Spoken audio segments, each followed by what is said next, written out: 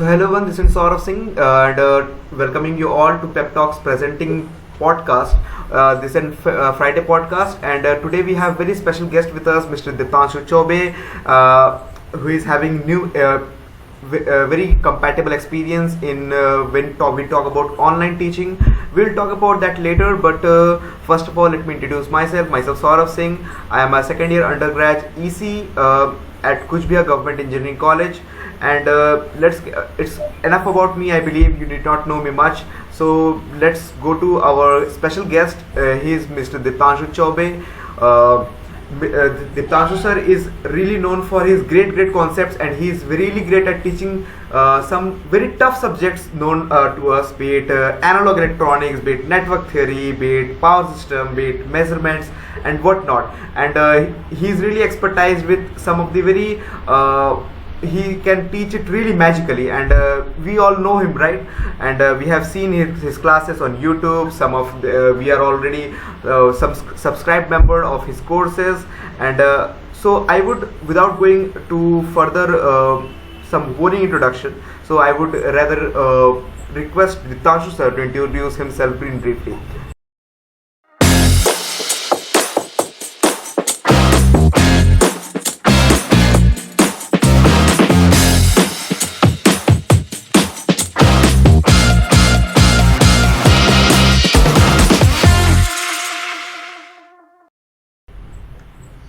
Thank you so much, Saurabh. So first of all, I would like to welcome all the students who are present in this session and who will be watching this online or in offline mode. Okay. So basically, I am Diptanshu Chobe. You might have seen me in YouTube. Okay. अगर आप engineering को belong करते हैं, आप gate का preparation कर रहे हैं, कभी भी आपके टाइम फ्रेम में गेट का प्रिपरेशन माइंड सेटअप में रहा होगा, आप EEC से हैं, इलेक्ट्रिकल इलेक्ट्रॉनिक्स से हैं, so definitely you must have seen me in the YouTube, है ना? तो होपफुली मुझे लगता है कि मैं बहुत सारे लोग की हेल्प कर पाया हूँगा with their concepts, है ना, with their preparation strategy, guide lots of students. बहुत सारे लोग मेरे से पर्सनली कनेक्टेड भी रहते हैं, है ना? तो जस्ट इट्स ऑनलाइन वर्ल्ड, है ना? तो टुडे सौरभ इनवाइटेड मी कि सर थोड़ी सी प्रिपरेशन के बारे में बात करते हैं, so that via his platform also हम अच्छे से गाइड कर पाए बहुत सारे स्टूडेंट्स को who lack mentorship. Okay sir.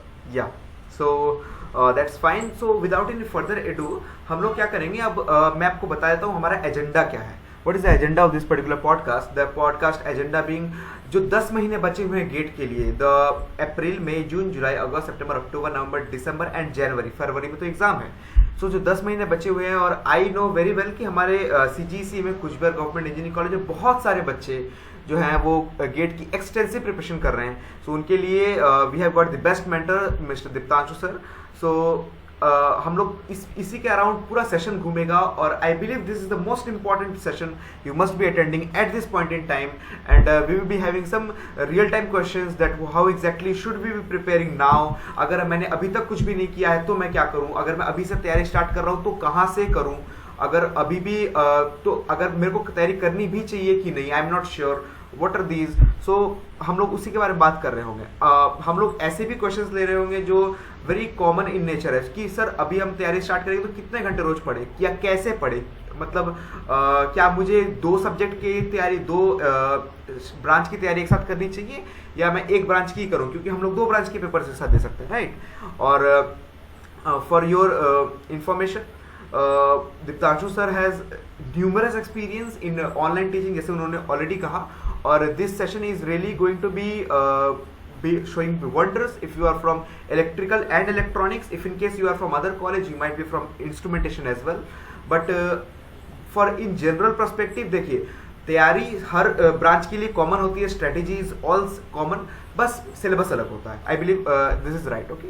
So the very first question मैं आपसे जो पूछना चाहूँगा सर, दैट इज ऐसे स्टूडेंट्स जिन्होंने अभी तक कोई भी तैयारी नहीं करी है, या फर्स्ट ऑफ ऑल तैयारी करनी भी चाहिए कि नहीं फॉर ए इंजीनियर जो एक टायर 3 कॉलेज से बिलोंग करता है.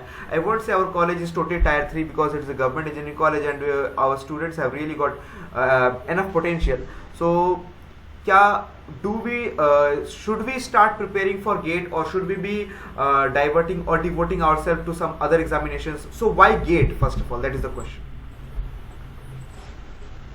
Okay, this is very good question, Saurabh, कि why one should prepare for a GATE. Being an engineer, why one should prepare for a GATE, है ना? क्योंकि as a engineers you know कि यार engineers are the smartest creatures, है ना, they can't be created, they can't be destroyed, they can only be converted to bankers, MBA, CEOs, entrepreneur and what not, है ना। तो एक engineer के साथ बहुत सारी पॉसिबिलिटीज होती है, ठीक है। बट मेरे को लगता है कि आपका एक नेचुरल इंटरेस्ट कहाँ है। If your natural interest is lying in technical domain, है ना, मे बी आपको कॉलेज में उतना मजा ना आता हो, है ना, मे बी आपको थोड़ा प्रेशर में मजा ना आता हो पढ़ने में, बट अगर आपका नेचुरल इंटरेस्ट मैनेजमेंट पे लाई नहीं करता है, बैंकिंग पे लाई नहीं करता है, इकोनॉमिक्स पे लाई नहीं करता है, जिसकी प्रोबेबिलिटी भी बहुत कम है कि बीइंग अ इंजीनियर आपका इंटरेस्ट वहां क्यों लाई करेगा, ठीक है। तो अगर आपका नेचुरल इंटरेस्ट टेक्निकल एजुकेशन पे है तो मेरे को लगता है कि one should give a good attempt for GATE examination, है ना, because path is very long. आप गेट दो, गेट में आप अच्छा रैंक लाओ, है ना, उसके बाद लोग आईएएस भी देते हैं, आईएएस में भी अच्छा रैंक लाते हैं, ठीक है। और मुझको लगता है कि what we are doing in undergraduate days, है ना, that should we are best at that, है ना, जो हमने 4 साल में पढ़ा है या जो हमने पिछले 12-13 साल में पढ़ा है। हम पिछले 12 साल से केवल इंजीनियर बनने के लिए पढ़ रहे थे, और अब इंजीनियर बनने के बाद हम ये डिसाइड करेंगे कि we will go out of engineering field, है ना। तो that sounds a bit awkward to me, है ना। तो मेरे को लगता है कि किसी भी एक बच्चे को एक टेक्निकल एग्जाम जरूर अटेम्प्ट करना चाहिए, क्योंकि वो उनके अंडर ग्रेजुएशन का 4 साल लेता है, उनके 20s का या टीन एज का बहुत इंपॉर्टेंट पार्ट लेता है। तो ये वो पार्ट होता है जब आप सबसे ज्यादा ग्रो करते हो, सबसे ज्यादा आप समझते हो, ठीक है। और गेट एग्जाम का जो आउटपुट है ना, that can be 50 lakh rupees per annum. अगर आप आईआईटी बॉम्बे से वीएलएसआई में एमटेक कर रहे हैं तो हु नोस कि after 20 years you are CEO of Intel, है ना। Who knows that you are standing in some big semiconductor company? Who knows कि आप बैंगलोर में एक बहुत अच्छा सेमीकंडक्टर कंपनी रन कर रहे होंगे, ठीक है। तो यस, मॉनेटरी वाइज आपको बहुत अच्छा रिटर्न देगा अगर आप गेट एग्जाम निकालते हो, तो मॉनेटरी वाइज बोल रहा हूँ, ठीक है। अगर आप एजेई निकालते हैं तो आपको मॉनेटरी एस्पेक्ट में उतना अच्छा रिटर्न नहीं मिलेगा। तो investing in GATE mentally and financially is also good, क्योंकि आपको रिटर्न मिलने वाला है टाइम के बाद, ठीक है। More you will study technical things, more smart you will become, you will develop your personality in a very good way. अगर आप टेक्निकल फील्ड में जाते हैं तो you will meet very good people with very good mind setup, तो आपका life time growth होता जाएगा, ठीक है। If you will land up in a bank, है ना, being a engineer, if you will land up in a bank, तो आपका मेंटल ग्रोथ, आपका स्किल सेट नहीं बढ़ने वाला है for rest of 30 years of your life, है ना। But as a engineer you can land up anywhere in next 20-30 years. तो आप बहुत स्मॉल टाइम फ्रेम ना देखें कि मैं 22 साल का हूं, मेरी इंजीनियरिंग निकल गई है, अगले साल मेरे को एनी हाउ 50,000 रुपए की 40,000 रुपए की जॉब चाहिए। तो दैट इज वेरी नीच मेंटालिटी फ्रॉम माय साइड, है ना। मेरे को लगता है कि in your 20s you should aim very big and you should give a attempt to GATE, है ना। और गेट में होता है कि नहीं होता है, आई डोंट नो, ठीक है, वो तो आपके पर्सनल अटेम्प्ट पे डिपेंड करेगा। But the process of preparing for GATE will teach you lots of things which will be very helpful in your career, in your further career। कहीं पे भी आप अपना करियर बनाए, आप एक दुकान क्यों ना खोल लें चाय की, ठीक है, बट जो प्रोसेस में आप प्रेशर फेस करेंगे, जो प्रोसेस में आप कंपटीशन फेस करेंगे, that will teach you lots of things which will help you in your professional world like anything according to me। So one should definitely attempt a good technical exam like GATE, क्योंकि अगर कोई लड़ना नहीं सीखेगा तो जीत तो कभी नहीं सकता, right. For sure got it sir.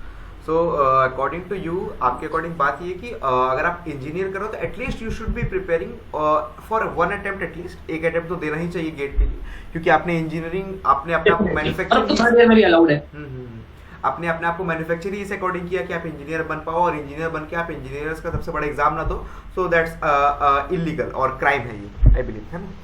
So yes sir. So sir अब तो शायद वो क्राउड रहेगी इस वीडियो को देखने के लिए जो इस एग्जाम के लिए सीरियस है या इस एग्जाम को देना चाहती है। सो उनके कॉन्टेक्स्ट में अगर हम बात करें तो मैक्सिमम क्राउड हमारे कॉलेज में ऐसा है कि फर्स्ट ईयर के बच्चे सोचते हैं कि गेट देना है, क्योंकि यहाँ क्रेज है, लोग चिल्लाते रहते हैं कि गेट दो। एटलीस्ट यहाँ पर ऐसा है कि हर सेमेस्टर में आप कम से कम 2000 बार गेट सुनते हो, ठीक है। तो या सो फर्स्ट ईयर से क्रेज है, बट स्टार्टिंग तो सेकेंड ईयर से ही होती है तैयारी। सो अभी जैसे कि मैं सेकेंड ईयर में हूँ, मैं सेकेंड ईयर के 4th सेमेस्टर में हूँ, 2 महीने बाद मैं 3rd ईयर में चला जाऊंगा। तो ऐसे मेरे साथ बहुत लोग हैं जो तैयारी कर रहे हैं और they are attempting for 3rd year GATE. Okay, so how important you believe that giving GATE examination 3rd year is worth it? Is it worth it at all और नॉट? बिकॉज PSU आपको रिक्रूट नहीं करने वाला है, BRC recruit नहीं करने वाला है with your GATE examination. You only have GATE scorecard with you. You only get, I don't know, confidence with it, I believe, and you only can get some MTech or MS in some IITs or NITs. That is the return you are having if you invest your 10 months or 12 months being a second year student for your GATE examination in third year. So do you believe that is it worth it, or should one be going full fledged for it, or the planning should be for 2 years and just एक mock test के according हमने दे दिया? So what should be the plan? So why should a third year student, third year attempt should be valued? That is the question. मैं personally बहुत खुश हुआ हूँ जब से ये थर्ड ईयर में गेट देने का क्राइटेरिया लाया है ना। 2011-12 में क्राइटेरिया था, उसके बाद बंद कर दिया था, 2020 में दोबारा लेके आया उसको, है ना। तो personally I am very happy from this. Why? I will tell you the reasons, है ना। मुझे लगता है कि एक सेकंड ईयर के बच्चे को थर्ड ईयर में अटेम्प्ट करने के लिए गेट प्रिपेयर कर लेना चाहिए। Being a electrical electronics faculty, है ना, जो आपके गेट का सिलेबस है that is from your majority of syllabus is from second year and third year itself, है ना। तो थोड़ी सी पैरेलल प्रिपरेशन भी आपकी हो जाएगी। पहली चीज तो ये हो गई, है ना। दूसरी चीज ये है कि अगर आपको गेट देने केवल फोर्थ ईयर में ही मिलता है और फोर्थ ईयर में गेट देके आप फेल हो गए तो अल्टीमेटली आपको एक ड्रॉप लेना पड़ेगा, ठीक है। तो वो ड्रॉप लोगे तो आपको एक साल बहुत पीयर प्रेशर में रहना पड़ेगा। You are graduate, you don't have job, you will never ever be called fresher in your life, है ना। और आपको एक अच्छा खासा फैमिली प्रेशर भी रहेगा और फाइनेंशियल प्रेशर भी रहेगा, ठीक है। तो जो आपका फोर्थ ईयर है ना, that will act as a virtual drop to yourself. अगर आप थर्ड ईयर में गेट देके फेल हो गए, है ना, तो आपको ना ड्रॉप लेने की नीड नहीं पड़ेगी। फोर्थ ईयर तक आपको पिक्चर क्लियर रहेगी। भाई 2 अटेम्प्ट के बाद तो हर व्यक्ति को क्लियर होता है कि मैं कितना काबिल हूं करके, है ना। और 2 अटेम्प्ट में भी क्लियर नहीं हो रहा है कि मैं कितना काबिल हूं, तो भाई there is a big flaw, ठीक है। तो आपको ना एक ईयर का, आपके लाइफ का एक प्रीशियस 1 ईयर बच जाएगा, ठीक है। और दूसरी चीज ये मानता हूं मैं कि अगर आप थर्ड ईयर में गेट दे दिए और अगर आपने अच्छा रैंक ला दिया थर्ड ईयर में, like one of my student Deepanshu, his name is Deepanshu, ठीक है, उनका AR 139 था। उनके साथ भी मेरा एक पॉडकास्ट यूट्यूब में अवेलेबल है ना। तो उन्होंने थर्ड ईयर में 139 रैंक लाया था इलेक्ट्रॉनिक्स में, ठीक है। अब उसके पास एक गेट का स्कोर कार्ड हो गया। उसने फोर्थ ईयर में कैट में 99 परसेंटाइल भी ला दिया, ठीक है। तो उसने सेकेंड ईयर से अपना 1 साल डिवोट किया गेट देने के लिए, गेट में अच्छा स्कोर कर लिया। उसने अगला साल डिवोट किया कैट करने के लिए, उसने कैट में भी अच्छा परसेंटाइल क्रिएट कर दिया। Now he can choose between IIT and IIM both, है ना। तो आपको मल्टीपल पाथ्स भी मिल जाएंगे, आपको थर्ड ईयर में ये क्लैरिटी मिल जाएगी, ठीक है। और आपने एक वर्ड यूज किया कि सर क्या थर्ड ईयर के गेट को हम एक मॉक टेस्ट समान ही ट्रीट करें, ठीक है। यार सौरभ, आप कितने भी ना किसी भी कोचिंग क्लासेस के मॉक टेस्ट दे लो, सेंटर बेस्ड टेस्ट दे लो, कितनी भी ऑनलाइन टेस्ट सीरीज लगा लो, जो प्रेशर आपको गेट के रियल टाइम एनवायरनमेंट में फील करने को मिलेगा ना, उस पीयर प्रेशर में बहुत सारे लोग पेपर बिगाड़ के आते हैं, ठीक है। तो जो पेपर आपका बिगड़ने वाला है वो अगर पेपर आपका फोर्थ ईयर में हो रहा है और जो पेपर आपका बनने वाला है वो आपका ड्रॉप ईयर में हो रहा है ना। तो ड्रॉप ईयर में प्रेशर बहुत ज्यादा है ना। तो जो बिगाड़ना है वो थर्ड ईयर में बिगाड़ लो, जो बनाना है वो फोर्थ ईयर में बना लो, ठीक है। क्योंकि जो आपको रियल टाइम गेट का 3 घंटा सिखाएगा, जो 3 घंटे का एक्सपीरियंस आपको वो देगा, है ना, वो एक्सपीरियंस आपको कहीं पे भी नहीं मिल सकता, उसको कोई रेप्लिकेट नहीं कर सकता, ठीक है। फॉर एग्जाम्पल बताओ, आप देखोगे ना कोई क्रिकेटर भी अगर डेब्यू करता है ना, तो अपने पहले मैच में बहुत नर्वस होता है। पहले हम ऐसा देखते थे, ठीक है। बट जब से IPL आया है ना, तो सारे डोमेस्टिक प्लेयर्स को ना इंटरनेशनल एक्सपोजर मिल गया है। तो अब वो डेब्यू करते हैं तो वो उतने नर्वस नहीं होते। They are very they are really having a very good mind setup, है ना। तो आपके माइंड सेटअप को इंप्रूव करेगा थर्ड ईयर का अटेम्प्ट। एंड बिलीव, तीसरे साल में आपने गेट दे दिया, आपने गेट निकाल लिया, आपका 250 रैंक आया है, भाई आपका कॉन्फिडेंस ना क्लाउड 9 पे रहेगा, ठीक है। आप फोर्थ ईयर में ना लिटरली फोड़ सकते हो, ठीक है। तो यस, थर्ड ईयर अटेम्प्ट, मेरे को लगता है कि अगर थर्ड ईयर में अटेम्प्ट नहीं दोगे तो क्या कर रहे होगे कॉलेज में? एंजॉय कर रहे होगे या टाइम वेस्ट ही कर रहे होगे? Better to invest time, why to waste time, है ना। ये बात तो बिल्कुल सही बोली सर आपने। और आपकी बातों से मुझे वो दिन मेरा याद आ रहा है जब मैंने IIT के लिए ड्रॉप लिया हुआ था और सभी लोग मुझे पूछ रहे होते थे कर क्या रहे हो, and I don't have answer. मैं कर क्या कर रहा हूँ एग्जैक्टली क्या करूँ उनको भी नहीं पता है ना। IIT में होगा नहीं होगा किसको पता है, ठीक है। We didn't make it to IIT last, finally हम लोग के गवर्नमेंट कॉलेज में आ गए। That is also respectable, society के लिए बहुत बड़ी बात है। But we are not at IITs. I believe there are 2 type of engineers, IITians and non-IITians. Non-IITians, exactly. Okay, so if you are not an IITian, you are a non-IITian. That is fact.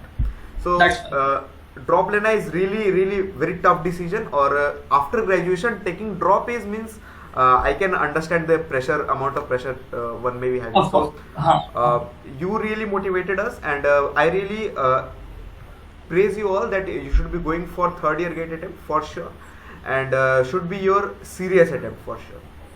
It should be a very serious attempt. It should be very serious attempt. Yeah. So that is all fine, and I believe this is quite enough reasons that you should be going for third year GATE attempt. तो sir बात ये है कि हम third year में जो gate देंगे final year के भी स्टूडेंट्स बैठेंगे, 2 साल ड्रॉप ईयर बैठेंगे, 3 साल ड्रॉप ईयर बैठेंगे, जो मतलब एटलीस्ट आजकल तो ये ट्रेंड है कि जो एजुकेटर्स पढ़ा रहे हैं वो भी बैठ जाते हैं. So where do we lie in that, मतलब उतनी बड़ी भीड़ में हम लोग तो मतलब दिखेंगे नहीं ना, हम लोग तो मतलब no one can find us in that crowd. So how can we stand out of that crowd? Means हमें भी तो कुछ अच्छा करना होगा so that we can motivated. क्योंकि अगर थर्ड ईयर में अटेम्प्ट दिया और पता चला कि 12 नंबर आ गए तो मतलब इतना डिमोटिवेशन हो जाएगा. क्या बताओ, मेरे सीनियर से मेरी बात होती है, कुछ लोगों के 12, 13, 15 नंबर आए हुए, वो लोग बोलते हैं भाई करना ही नहीं, गेट ही नहीं करना है, अब तो मैं गेट ही नहीं कर रहा. सो ये भी एक रिस्क फैक्टर है. सो इसका क्या करें? हाँ बिल्कुल. तो सौरभ, मैं यहाँ पे एक चीज आपको बताना चाहूंगा कि अगर किसी व्यक्ति का AIR 1 है गेट के एग्जाम में, है ना, तो मैं आपको कभी नहीं बोलने वाला हूँ कि he is the most intelligent person of that particular annual year. वो मोस्ट इंटेलिजेंट आदमी नहीं है, वो बेस्ट प्लानर है, उसने सबसे अच्छी प्लानिंग की थी. ठीक है. और इस प्लानिंग, कंपैरेटिव एग्जाम के प्लानिंग में प्रेशर का बहुत सिग्निफिकेंट इन्वॉल्वमेंट होता है. ठीक है. लाइक आपने देखा होगा कि I am huge admirer of MS Dhoni, है ना. आप देखोगे उनको बहुत सारे प्रेशर सिचुएशंस में वो कितने कूल रहते थे. ठीक है. तो वो कोई प्रेशर लेते नहीं थे रिजल्ट का, वो हमेशा प्रोसेस का प्रेशर लेते थे. प्रोसेस, मेरे को अपना काम सही से करना है, result is not in my hand. ठीक है. तो मैं हर थर्ड ईयर के एस्पायरेंट को ये बोलना चाहूंगा, अगर कोई एजुकेटर गेट का एग्जाम अटेम्प्ट कर रहा है, he is having his own sets of reasons, है ना. कोई 2 साल का ड्रॉपर गेट का एग्जाम अटेम्प्ट कर रहा है, उसका भी एग्जाम देने का अपना रीजन है, फाइनल ईयर वाले का भी अपना रीजन है, थर्ड ईयर वाले का भी अपना रीजन है. ठीक है. आपको ना 500 सीट नहीं चाहिए, आपको IIT में 1 सीट चाहिए. तो you don't worry about the other 10,000 people who are in a very serious fight.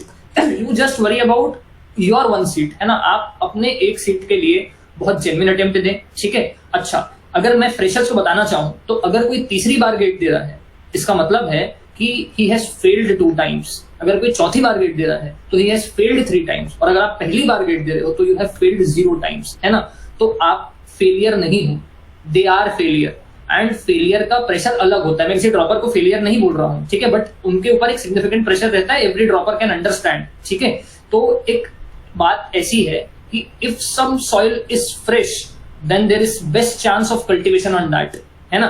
अगर किसी सॉइल में 2 बार पेड़ नहीं उगा है तो तीसरी बार भी उग जाएगा, इसके बहुत अच्छे चांसेस नहीं होंगे अगर उसको अपनी मिस्टेक्स नहीं पता है तो, है ना. So you don't worry about your droppers, है ना. कभी कभी ऐसा होता है कि हम टेस्ट सीरीज देते हैं, हम देखते हैं कि भाई 25-25 लोगों के फुल मार्क्स आए हुए करके, है ना. तो वो टेस्ट सीरीज ना दूसरी बार दे रहे हैं. Don't worry about them. उनको वो क्वेश्चंस भी याद है, उनको वो आंसर्स भी याद है. जिस दिन गेट का एग्जाम्स होगा 65 न्यू क्वेश्चंस होंगे, सारे के सारे इक्वल प्लेटफॉर्म में खड़े होंगे. Have faith on professor of IITs, है ना. वो फ्रेशर ड्रॉपर सब मैनेज करके ही पेपर बनाते हैं. ठीक है. और कभी कभी ऐसा होता है ना कि आप कॉलेज में हो, आप फ्लो में हो, आपके साथ अच्छा ग्रुप है ना, तो आप ना फ्लो में पढ़ के निकाल देते हो. ठीक है. जो एक ड्रॉपर है वो किसी अननोन सिटी में है, एक कमरे में है, आइसोलेटेड है, लोनर है, अकेला है, उसमें उतना पॉसिबिलिटी कभी कभी डिग्रेड हो जाता है. ठीक है. तो there are like 2 types of droppers in my opinion, है ना. एक जिनको पता है कि लास्ट ईयर मैंने एक सर्टन सेट्स ऑफ मिस्टेक्स की थी, मैं उन मिस्टेक्स को रेक्टिफाई करने के लिए इस साल ड्रॉप ले रहा हूँ. ठीक है. लेकिन मेजोरिटी ऑफ ड्रॉपर्स को ये नहीं पता होता. उसने पिछले साल भी ड्रॉप लिया था क्योंकि गेट निकालना है, इस साल भी ड्रॉप लिया है क्योंकि गेट निकालना है. उसने रिसर्च ही नहीं किया कि मेरा पिछले साल गेट क्यों नहीं निकला था करके. ठीक है. तो फ्रेशर स्टूडेंट को ये फील करना बहुत जरूरी है कि भाई अगर वो अच्छा प्रिपरेशन कर रहा है, अच्छा स्ट्रेटेजी बना रहा है, कम प्रेशर में है, तो सबसे ज्यादा प्रोबेबिलिटी जो मैंने पिछले 6 साल के एक्सपीरियंस में देखा है, सबसे ज्यादा प्रोबेबिलिटी ना एक फ्रेशर की निकालने की होती है गेट. मैंने भी ऐसा फ्रेशर ही गेट निकाला था. मेरे टाइम पे तो थर्ड ईयर अटेम्प्ट था नहीं, मेरे टाइम पे 4th ईयर अटेम्प्ट ही होता था. But 4th year attempt was my final attempt. उस टाइम ये सोचता कि भाई ये मेरा फाइनल अटेम्प्ट है, इसमें मेरे को गेट निकालना है, और मेरा 180 रैंक आया था. ठीक है. तो it's not that tough, it's not that tough जितना कोई आपको प्रोजेक्ट कर देता है कि भाई यार 12 नंबर आए मेरे, मैं डिमोटिवेट हो गया करके. ठीक है. 12 नंबर आए, डिमोटिवेट हुआ, that's not the point. 12 number क्यों आए, यू टेल योर जूनियर कि भाई मैं 10 में से ना 4 सब्जेक्ट पढ़ के ही गया था, 2 सब्जेक्ट का ही मेरा रिवीजन हुआ था. ठीक है. इसलिए मेरे 12 नंबर है. That is important. आप सारे सब्जेक्ट्स पढ़ लो, आप 40 टेस्ट सीरीज लगा लो. ठीक है. आप थॉरली रिवाइज कर लो. रिजल्ट कैसे नहीं आएगा, ज्यादा से ज्यादा 40 नंबर आएगा, 45 नंबर आएगा, लेकिन it's good marks according to me in third year. 50 number अगर आपका आ रहा है थर्ड ईयर में, आप एक बेंचमार्क क्रॉस कर चुके हो, आप डेफिनेटली अगले साल पढ़ने वाले हो, है ना। तो थर्ड ईयर के स्टूडेंट को डिमोटिवेट होने की बिल्कुल भी नीड नहीं। कोई एजुकेटर दे, कोई ड्रॉपर दे, 3 टाइम्स ड्रॉपर दे, 4 टाइम्स ड्रॉपर दे, just believe you are the most fresh thing in this world, है ना। और आपकी प्रोबेबिलिटी सबसे हाई होने वाली है। Got it, got it. And these things are equally applicable to final year students as well, क्योंकि उन्होंने अभी तक कॉलेज पास तो किया नहीं है, they are also undergrad only, so these things are equally applicable to them, right? Yes sir. So sir, my next question भी, हम लोग तैयारी करेंगे, fine, we will do preparation, we will do serious preparation, we will do thorough preparation, but matter is अभी तक किसी ने, बहुत लोग ऐसे हैं जिन्होंने तैयारी ही स्टार्ट नहीं करी है। they merely have knowledge of कि हाँ इलेक्ट्रॉनिक्स में 10 सब्जेक्ट आते हैं, इलेक्ट्रिकल में 12 सब्जेक्ट आते हैं, ये सब्जेक्ट्स हैं, मेरे पिछले सेमेस्टर में ये सब्जेक्ट्स थे, ऑनलाइन थे, इसलिए मैंने कोई किसी फलाने टेलीग्राम ग्रुप में मुझे किसी ने ऐड कर दिया था, वहाँ सोल्यूशंस आ गए थे, मैंने टिक मार्क कर दिया था, मैं पास हो गया था, मेरे को सब्जेक्ट का A to Z कुछ नहीं पता, ठीक है। सो क्या उसे अब मतलब अब तो ये है कि 2 महीने बाद सेमेस्टर्स हैं, अब उसे इस सेमेस्टर का भी कुछ नहीं आता है, पिछले सेमेस्टर का भी कुछ नहीं आता है, लेकिन दोनों सेमेस्टर के सब्जेक्ट्स तो एग्जाम में आएंगे ही, और उसके बाकी के सब्जेक्ट्स करने हैं, टाइम है 10 महीना। सो हाउ दिस 10 मंथ्स भी divided in terms of months, एक एक महीने का हिसाब हम कैसे रखें कि हम इसमें प्रॉपरली सब्जेक्ट को भी सब्जेक्ट्स भी खत्म कर लें with in due time, revision भी कर ले, टेस्ट भी लगा ले, और अपने टेस्ट का analysis which is most important, जो मुझे ऐसा लगता है कि एनालिसिस के बिना टेस्ट देना इज मतलब फेक टेस्ट दिया आपने वो, सो एनालिसिस भी कर ले और उसको सुधारने पर भी काम करें। So how this the timeline looks like, how this timeline sounds like? मैं तो मैं बोलूंगा कि 10 months of serious preparation is more than enough to crack GATE examination, ठीक है। बट सेकेंड चीज ये है कि ऐसा नहीं कि आपने आज डिसाइड किया कि मेरे को गेट लिखना है और आप कल से प्रिपरेशन स्टार्ट कर लिए, ठीक है।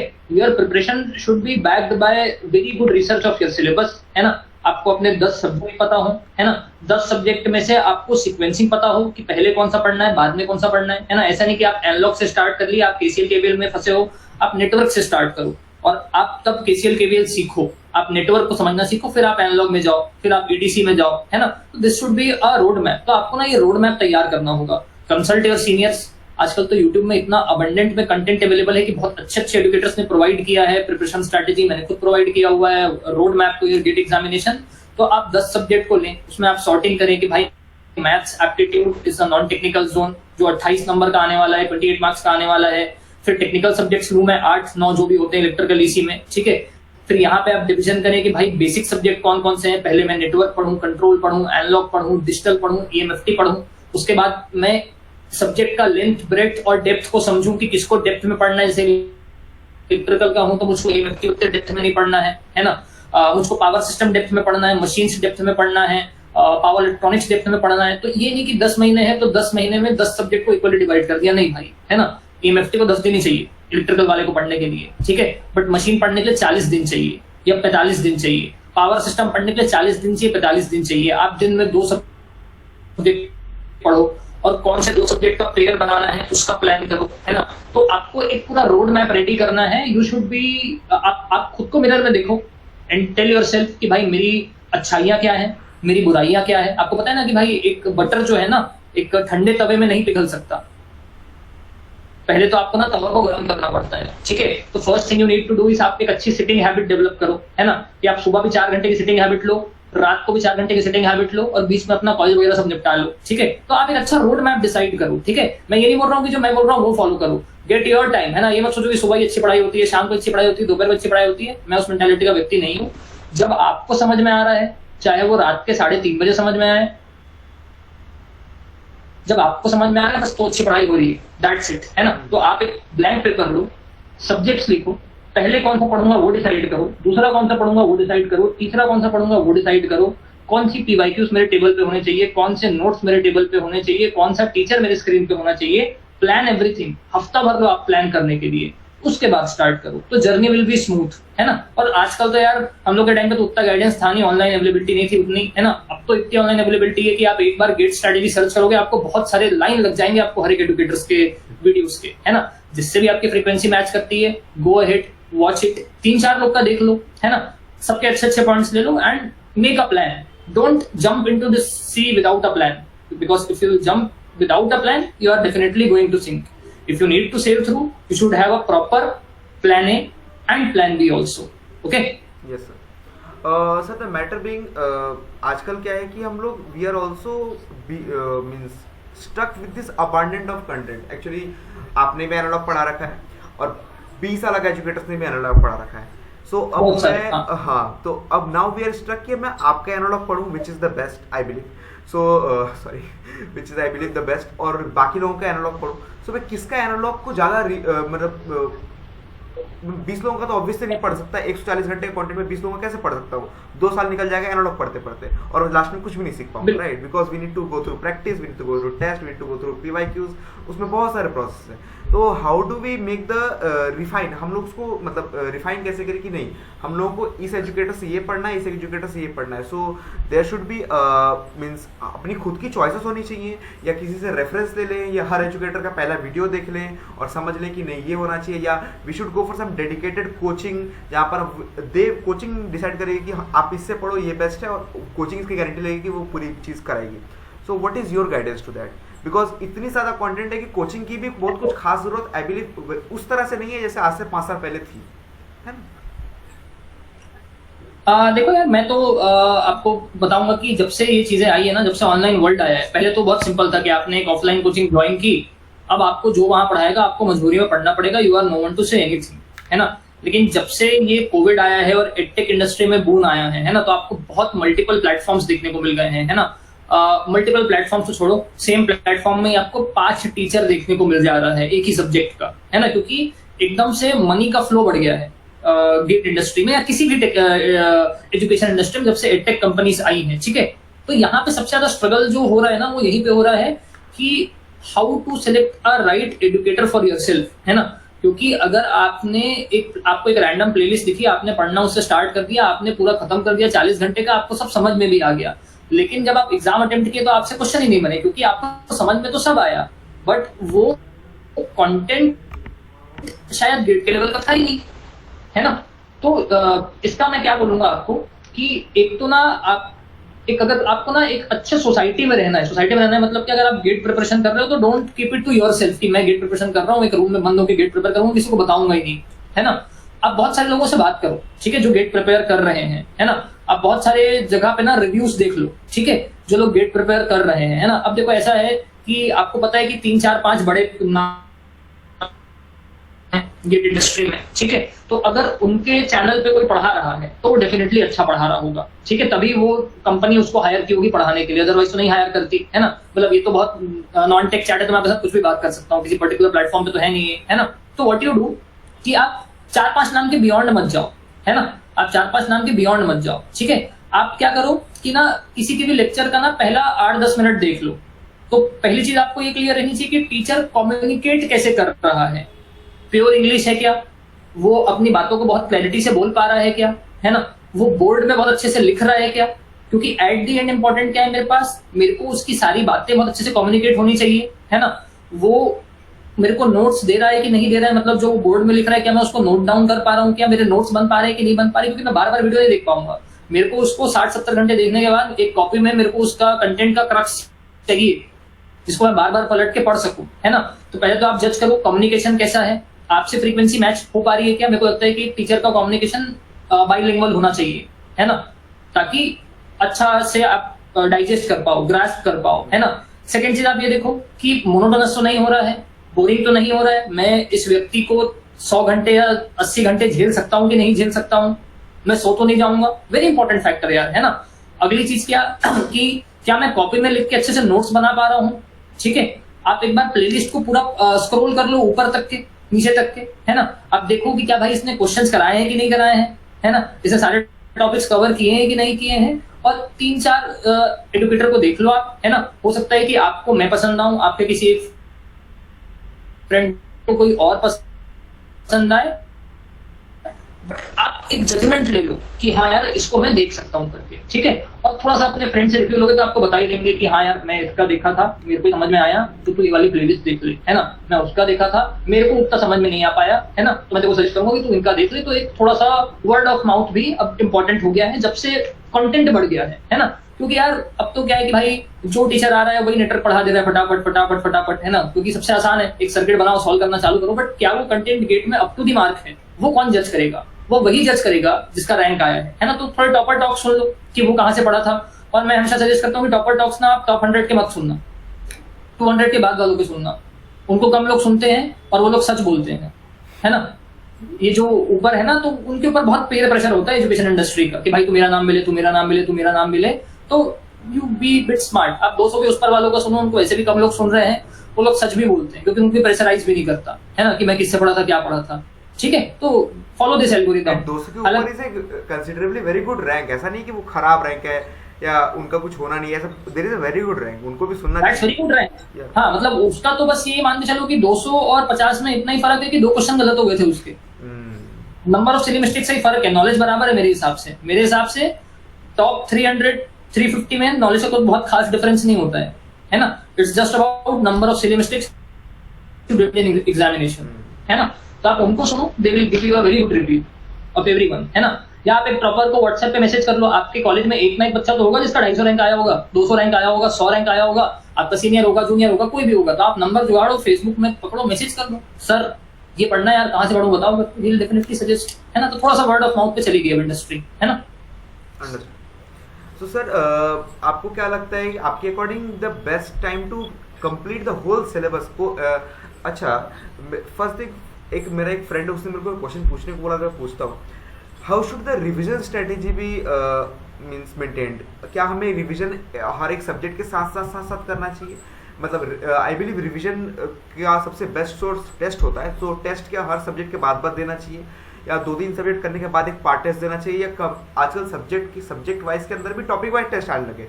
या अगर मैंने मानो नेटवर्क कर लिया और मैंने नेटवर्क में बेसिक्स ऑफ नेटवर्क कर लिया और नेटवर्क थ्योरम कर लिया, तो दोनों का मिला करके एक टेस्ट आ जाए कि network theorem basics of network का एक 20 क्वेश्चन का टेस्ट आ गया। सो क्या मुझे वो अटेम्प्ट करना चाहिए?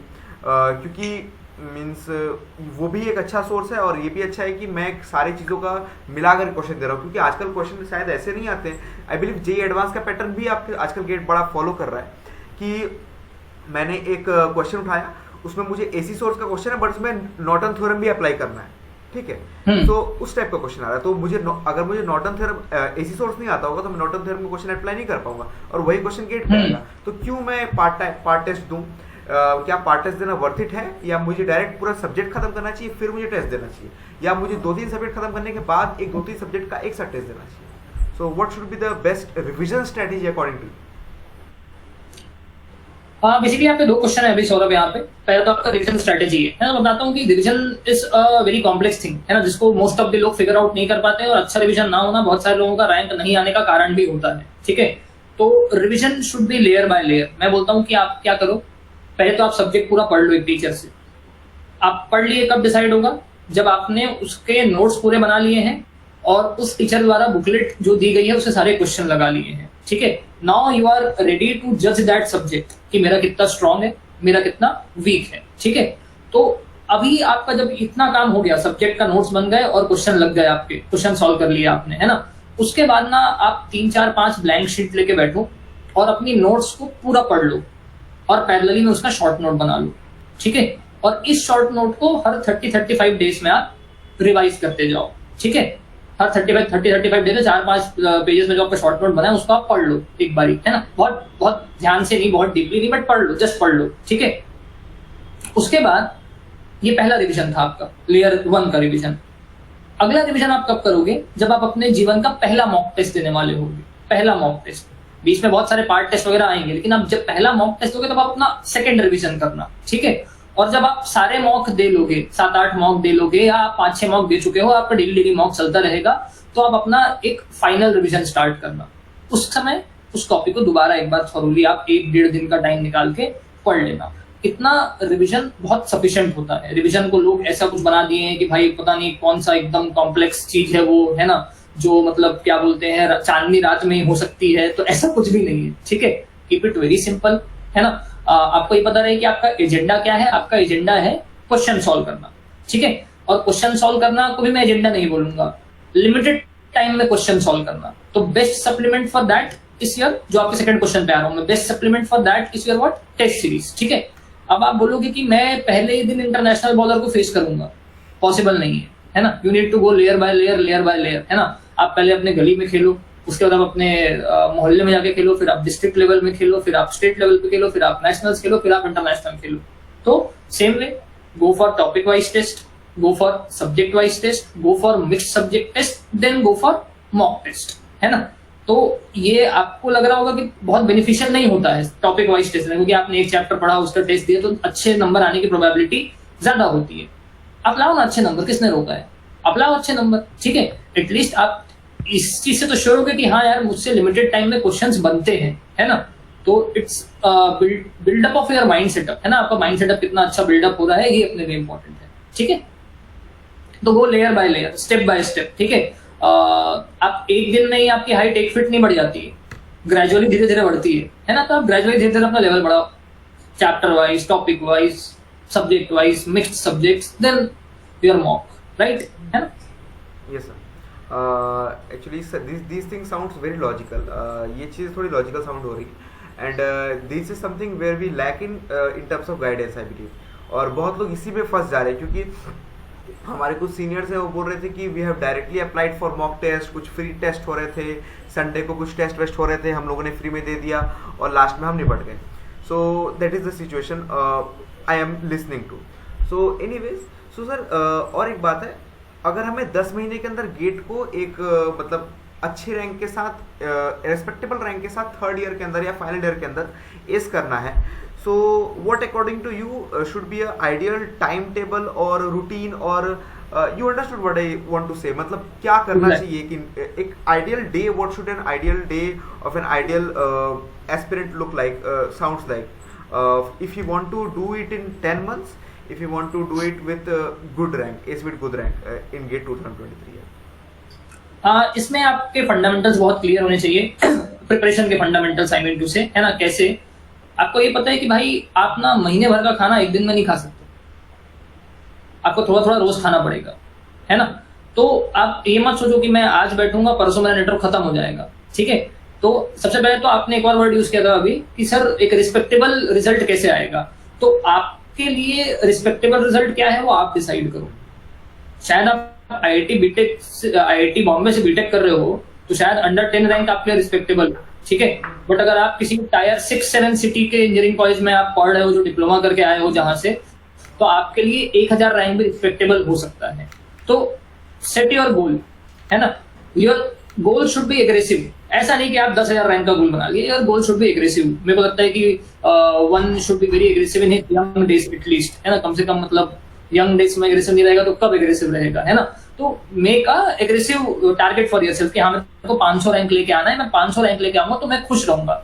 मेरे दोस्त का 1 आ जाए मेरे को उससे फर्क नहीं पड़ता है, I will be happy for him, है ना। या मेरे दोस्त का 5000 आ जाए मेरे को कोई फर्क नहीं पड़ता, मैं अपना कंधा रोने के लिए दे दूंगा, लेकिन मैं कितने में इंटरनली सेटिस्फाइड रहूंगा, that you write down in a paper before starting your preparation, ठीक है, before starting your preparation. Next thing is that, मेरे को लगता है कि ना एक तो आप 7-8 दिन लो सिटिंग हैबिट डेवलप करने के लिए, है ना, कि मैं दिन में कितना घंटे पढ़ पा रहा हूँ। अब कितना घंटे पढ़ने का मतलब नहीं जबरदस्ती बैठा हूँ मैं, है ना, मेरे दिमाग में कुछ घुस ही नहीं रहा है, ठीक है, मैं बस बैठा हुआ हूँ क्योंकि मेरे को पढ़ना है 12 घंटा, नो नो नो, है ना, ये करने की नीड नहीं है। आप एनर्जी के साथ 3 घंटे पढ़ो। आप पहले दिन ये करो कि आप 3 घंटे की एक sitting low, that should be very energetic, है ना। उसके बाद ना आप 2-3 दिन सेम करो, 3-3 घंटे का सेशन रखो पढ़ने का, सुबह रखो शाम को रखो। 2-3 दिन बाद आप कंफर्टेबल हो जाओगे 3 घंटे के साथ, आप चौथे दिन ना सेकेंड सेशन भी ऐड कर दो अपने ऊपर, ठीक है। तो आपके पास 6 घंटा आ जाएगा दिन में। आप सुबह भी 3 घंटे पढ़ लो, शाम को भी 3 घंटे पढ़ लो, ठीक है। 8-10 दिन में आपको 6 घंटे बैठने की हैबिट हो जानी चाहिए, है ना। और 12-13 दिन 14 दिन के बाद आप ना एक थर्ड सेशन भी ऐड करने का ट्राई करो, जो कि 3 घंटे का नहीं रहेगा, वो घंटा 1-1.5 घंटे का भी रहेगा, तो इट विल वर्क आउट, ठीक है। अब ना इस चीज को आप रेगुलेट करो, इस चीज को आप 20-25 दिन फॉलो करो कि आप डेली अब 6 से 7 घंटा आप बैठ रहे हो, है ना। तो ये आपको करना पड़ेगा, ठीक है। अब यहां से आपका प्रिपरेशन स्टार्ट होगा, क्योंकि अब आप एलिजिबल हो सिटिंग हैबिट डेवलप कर चुके हो, आपका एक सब्जेक्ट 30-40% हो भी गया होगा, है ना। यहाँ जब आप एलिजिबल हो, अब आपको ना इस चीज को लगातार 1 साल रिपीट करनी है। अब आप बोलोगे सर बीच में ना 10 दिन के लिए मैंने छोड़ दिया, तो बेटा तेरे पास अगले 10 दिन ना 6 घंटे बैठने का प्रेशर नहीं रहेगा, 12 घंटे बैठने का प्रेशर रहेगा, ठीक है। तो ये कंपाउंडिंग मत होने दो, ठीक है। आप दिन में 12 घंटे का टारगेट मत लो, आप दिन में 6 घंटे का टारगेट लो, लेकिन टारगेट रोज लो और रोज फुलफिल करो, ठीक है।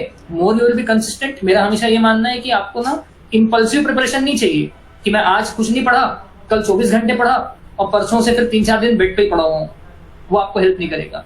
आप रोज 5 घंटा पढ़ लो, that will help you more, ठीक है। तो आप क्या करो, you be more consistent, your magnitude of duration should not be high, ठीक है, rather your magnitude of preparation should be constant. तो दैट विल गिव यू मतलब आप ज्यादा टच में रहोगे, है ना, आप ज्यादा टच में रहोगे ऐसा प्रिपरेशन से, ठीक है। तो follow this for tenure of 6 to 7 months, believe me. सबसे बड़ा सिलेबस इलेक्ट्रिकल का है गेट में, वो सिलेबस भी खत्म हो जाएगा 6 से 7 महीने में, है ना। बीच में कभी एग्जाम आ गया, नो प्रॉब्लम, बीच में you can have a cheat day. अगर आप 10 दिन तक पढ़े हो लगातार, आपको भी अच्छा फील होगा। आप एक दिन मत पढ़ो, आप एक दिन घूमो, चिल करो, कोई दिक्कत नहीं है, आप वो चीट डे ले सकते हो, ठीक है। बट मेक श्योर कि आप जिस दिन cheat day low, that should be backed by very good amount of study. तो आपको उस चीट डे में भी मजा आएगा कि हाँ यार मैं आज कुछ करके चिल करने गया हूँ, है ना। तो that planning is very important for you. So sir, according to you, effort should be done regularly. Consistency is the key to mastery, right? So I believe these are something really very important, which we already know, but we need to know again and again, and educators like you remind us again and again. And if we just pinch it to our timetable, we can do really wonders. So anyhow. So sir, next question being, this is asked by one of my senior who has just as you explained, जैसे आपने कहा कि उसने just 3 subject करके चला गया था, ठीक है। तो और उसने तब हो गया उसका GATE exam, which is quite common. So according to him, उसके अगर किसी के 3-4 सब्जेक्ट्स, या फॉर आइडियल केस लेते हैं, अगर अभी से कोई तैयारी स्टार्ट कर रहा है, तो व्हाट शुड बी दिन आइडियल ड्यूरेशन की कब तक तैयारी खत्म, मतलब सिलेबस खत्म हो जाना चाहिए, तैयारी तो खत्म नहीं होगी, सिलेबस खत्म हो जाना चाहिए, उसके बाद तो वो उस पर ग्रूमिंग स्टार्ट करेगा उस सिलेबस पे। सो what is that duration sounds like for someone who has already starting the preparation today, आज जो तैयारी स्टार्ट कर रहा है, मीन्स जब ये वीडियो रिलीज होगा ऑब्वियसली। सो और जिसके 2-3 सब्जेक्ट हो गए, जिसने 3rd ईयर में ऑलरेडी अटेम्प्ट दे रखा है फॉर आवर रेस्पेक्टेड सीनियर्स, और किसी ने अगर मीन्स कुछ भी उसको नहीं पता है, कुछ भी नहीं पता है, just he need to research out something, he need to fix his educators, और उसके बाद तैयारी स्टार्ट करना है, जिसमें उसको 10-15 दिन का टाइम लग जाएगा। सो पर सारे टाइप के students which you have ever tackled, उनके लिए what should be the ideal time to complete the syllabus. और बीच में बहुत सारे उसको पंगा भी होगा, उसको रिलेशंस में भी जाएगा, वो डिस्ट्रैक्ट भी हो जाएगा, ये बीच में फेस्ट भी आएंगे, पूजा भी आएगा। सो व्हाट शुड बी मतलब कब तक उसे कंप्लीट करना चाहिए syllabus for all the students you have ever ट्रैकल्ड?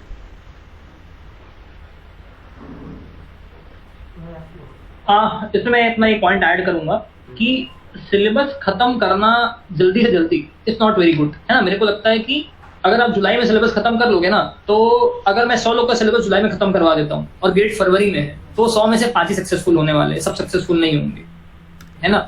Early completion of syllabus is also not very good thing, जो मैंने ऑब्जर्व किया है पिछले 6 साल में, ठीक है। आपका सिलेबस एक ऑप्टिमम टाइम में खत्म होना चाहिए। आज हम लोग जब ये वीडियो रिकॉर्ड कर रहे हैं तो 7 अप्रैल तारीख है, 1-2 दिन में ये वीडियो आ जाएगा, ठीक है। तो यार मेरे को लगता है कि आप नवंबर में अपना सिलेबस खत्म कर लो, first week of November, 10th of November, this is the most optimum time कि आप सिलेबस खत्म उस समय कर लो, ठीक है।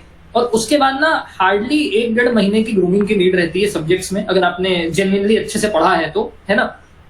तो 1-1.5 महीने की नीड रहती है ग्रूमिंग की, और उसके बीच में आपका टेस्ट सीरीज वगैरह सब कुछ हो जाएगा। और ऐसा कोई नहीं दुनिया में आदमी नहीं है जो 365 दिन लगातार पढ़ता है, सबके अपने रिलेशनशिप्स होते हैं। आप कॉलेज में हो, आप यंग हो, आपके हुकअप्स लिंकअप्स सब होंगे, ठीक है। और अब नहीं होंगे तो कब होंगे, ठीक है। और उसके बाद फिर आप बोलोगे कि मेरे को कॉलेज का फेस्ट करना है, बिल्कुल करना है भाई, बिल्कुल। तो कॉलेज का फेस्ट एंजॉय करिए, तो टाइम है फेस्ट एंजॉय करने का, है ना। पूजा वूजा जो भी है सब नॉर्मल चीजें होती रहती हैं, ठीक है। तो लेकिन बस मेक श्योर कि आपका वो 6 घंटा दिन का सॉर्टेड रहे। आप सुबह 7 बजे उठो, 7 से 10 पढ़ लो, आप रात को 9 बजे घर जाओ, 9 से 12 पढ़ लो, दिन में पूरा टाइम एंजॉय करो। जब मैं फाइनल ईयर में था तो I have enjoyed every part of my college life, है ना। फेस्ट हो गया, ये हो गया, वो क्या सब एंजॉय किया यार, ठीक है। और रिजल्ट भी लाया है, ठीक है, तो this is feasible, but everything should be balanced, है ना। ये नहीं कि रिलेशनशिप में है किसी लड़की के साथ तो बस रिलेशनशिप में ही है लड़की के साथ, है ना। So don't get into a 24 hour relationship, okay, you are not married, it's just a relationship, है ना। तो you should calculate each and everything. मतलब मैं एक बहुत ऑनेस्ट बात बता रहा हूँ आपको, है ना। डोंट बी लाइक दैट, है ना, कि मैं 24 आवर्स के रिलेशनशिप में हूँ, क्योंकि फिर वो 24 आवर्स के रिलेशनशिप में हो तो फिर वो 1 साल का ही रहेगा, बाद में कोई पीएचओ निकालेगा और उसको भी ले जाएगा, है ना। One should be very clear with the fact कि भाई reality of life changes abruptly when you enter outside your college, है ना। So real life starts there, ठीक है, and that's very dirty life. तो balance it out, है ना। तो आप वहाँ पे बहुत prepared रहो, financially, personality wise, skill wise, है ना। तो balance everything, है ना। मेरे को लगता है कि आप ये बैलेंसिंग टेक्निक को यूज करो हर चीज के लिए। आप बोलोगे कि यार मतलब जैसे आप कॉर्पोरेट वर्ल्ड में एंटर कर लिए और आप बहुत वीक थे, है ना, आप केवल पढ़ाई किए थे, अब मतलब आप लड़की से बातें नहीं कर पा रहे हो, तो भी यू विल साउंड स्टूपिड, है। तो you need to develop every flavour inside you as a engineer, I particularly believe that. तो बैलेंस आउट करो चीजों को, एवरीथिंग, है ना। That will help you to grow a lot as a personality, okay. क्योंकि at last जब आप corporate world में जाते हो तो game is of your personality only, है ना। एजुकेशन तो आपको वहां पहुंचा देगा, सर्वाइव आपको वहां पे पर्सनैलिटी ही कराएगा, सस्टेन आपको वहां पे पर्सनैलिटी ही कराएगा, राइट। रियली मतलब this was something really very important. Actually आप क्या हो, आप यंग भी हो and you are having experience too, और आपने हमारे जैसे कई लोगों को देखा भी है। So you can be having some very means to the point advices to us which I believe some super experience, जिससे 25 साल 26 साल का एक्सपीरियंस है, जो एक्चुअली हमारे लाइफ से अभी मॉडर्न डे लाइफ से अभी इतना टच में नहीं है। He could not give, I may be wrong but I believe this is the situation. So that is the plus point from your no you are absolutely correct, क्योंकि 2010 से लेकर 2020 तक के जो टेक्नोलॉजी का एडवांसमेंट हुआ है ना, वो इतना हाई मैग्नीट्यूड में एडवांसमेंट कभी नहीं हुआ है, ठीक है। तो अभी हम लोग के साथ क्या हो गया है कि we belong to generation of WhatsApp, Facebook, ऐसा वैसा, है ना। पहले का टाइम, मतलब being very honest to you all, है ना, मेरे और आपके बीच में एज गैप है बट जनरेशन गैप नहीं है, ठीक है। मेरे और मेरे स्टूडेंट्स के बीच में जनरेशन गैप नहीं है, एज गैप है, ठीक है। Some teacher who is 50 years old might have very great experience of teaching, है ना। बट जो लाइफ उसने जी है वो लाइफ आप नहीं जीने वाले हो, क्योंकि उसके टाइम पे व्हाट्सएप नाम का डिस्टर्बेंस नहीं था। मेरे लाइफ में व्हाट्सएप नाम का डिस्टर्बेंस रहा है, फेसबुक नाम का डिस्टर्बेंस रहा है, इंस्टाग्राम नाम का डिस्टर्बेंस रहा है, ठीक है। टिंडर नाम का डिस्टर्बेंस भी रहा है। तो मेरे को वो कोई बोलने में शर्म वाली बात नहीं है, क्योंकि मेरे सारे स्टूडेंट को वो लाइफ जीनी है ना। तो you should be prepared for that, है ना। तो मेरे को लगता है कि मतलब आपको इन चीजों को मैनेज आउट करते आना चाहिए। जैसे मैं आपको बोलता हूँ कि अगर मैं कॉर्पोरेट वर्ल्ड में हूँ, ठीक है, मैं काफी टाइम से कॉर्पोरेट वर्ल्ड में हूँ, तो भाई हम लोग का पूरा मैनेजमेंट ही व्हाट्सएप पे चलता है, मैं क्या करूँ, है ना। तो I should be very used to that ना, ठीक है। और सब चीजें आपको फेस करना पड़ेगा लाइफ में। मतलब वो एक अलग टाइम था कि मतलब आप बस स्टैंड में बैठ के लड़की को देखते थे, फिर आप 6 लड़की को देखते ही थे, है ना, फिर उसकी शादी हो जाती। अभी ऐसा नहीं होता है यार, है ना। अभी मतलब लोग देखते हैं, नाम पता करते हैं और फ्रेंड रिक्वेस्ट भेज देते हैं या इंस्टाग्राम पे फॉलो कर देते हैं या हाय भेज देते हैं और सामने जाके बात भी कर देते हैं, and that needs lots of confidence आएगा। तो that confidence, there is no bad thing in that, है ना। गेट स्कोर कार्ड आपके लाइफ में अलग टाइप का कॉन्फिडेंस लाएगा, and that confidence is important for you, है ना। तो जरूरी है, हर चीज जरूरी है, ठीक है। मेरा ये मानना है कि हर चीज जरूरी है। मतलब इट्स नॉट लाइक, मतलब मैं कोई ईव टीजिंग को प्रमोट नहीं कर रहा हूँ यहाँ पे, ईव टीजिंग नहीं है ये, है ना। मतलब ये एक अच्छा वेस्टर्न कल्चर का थोड़ा सा अच्छा वाला पार्ट है जो इंडिया में आया है, हाँ, एंड दैट इज इम्पोर्टेंट। मतलब आप ऐसा बोलोगे कि पूरा वेस्टर्न कल्चर खराब है, तो नहीं भाई, पूरा वेस्टर्न कल्चर खराब नहीं है, ठीक है। There are some good points, there are some bad points, है ना। माइट भी कुछ हमारे कल्चर से मैच करता है, कुछ हमारे कल्चर से मैच नहीं करता है, स्लो ट्रांजिशन है, ठीक है। लेकिन ठीक है, आपको ये सब चीजें फेस करनी पड़ेंगी, ठीक है। एज अ बॉय कोई आपको आके अप्रोच कर देगी तो you should be able to acknowledge her ना, ये बहुत इंपॉर्टेंट है, ठीक है। तो आपको बहुत लोगों को एक्नॉलेज करना पड़ेगा, अपने से सीनियर, अपने से जूनियर, अपने लेवल के, आपको बहुत लोगों से कम्पीट करना पड़ेगा कॉर्पोरेट वर्ल्ड में। तो that needs lots of things to develop in your personality. तो मैं सबको सजेस्ट करता हूँ कि भाई एंजॉय एवरीथिंग इन कॉलेज। आपका फेस्ट होगा, आपके फेस्ट में इवेंट्स होंगे, वहां पे आप टीम गेम सीखोगे, वहां पे लड़ाई होंगे, झगड़े होंगे, but you will get a very good experience. So don't take that experience for gate preparation, because GATE preparation can make you enter somewhere in a corporate world, but that cannot sustain you. Sustain you is the only personality. Yeah, yeah. Okay, so thank you very much for this advice, sir. Now we have came to the end of this session, and it's high time that we should be ending. I don't want to, but I have to. I don't have options, and we will be getting you back again, no doubt at all. So the last Sure. question of this session is, what advices or what is the ultimate advice you would give to second year of you yourself way back in 2015 or 16, or I don't exactly remember, of your second year? You must be remembering it. So what advices should you be giving to them, or college life of Diptanshu Chaube in college? So what advices you will be giving to them? So please, sir. Basically, I was in second year, I guess, in 2015. अगर मैं second year में था, second third year में था, okay. So I am giving this experiment. See, when back in, like, we can come back, you can come back and go, but time never comes back, है ना? तो जो आपका time